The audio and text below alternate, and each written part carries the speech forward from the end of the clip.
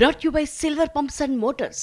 Top quality और consistent performance के लिए सिर्फ सिल्वर पंप्स नाम याद रखना। సంక్షేమ పథకాల పేరుతో వసూళ్లకు పాల్పడేవాళ్లకు మాస్ వార్నింగ్ ఇచ్చారు వరంగల్ పశ్చిమ ఎమ్మెల్యే నాయని రాజేందర్ రెడ్డి.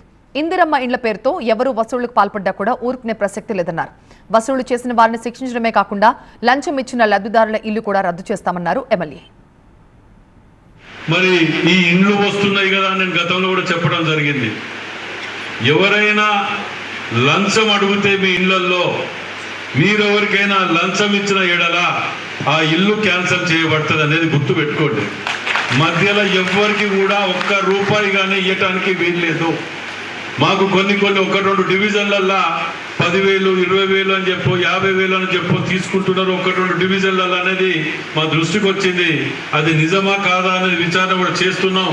మరి ఆ విచారణలో కనుక మీరు ఇచ్చినట్టు తేలితే మీకు ఇల్లు క్యాన్సిల్ చేయబడుతుంది, తీసుకున్న వాళ్ళకు తప్పకుండా శిక్ష పడుతుంది అనేది కూడా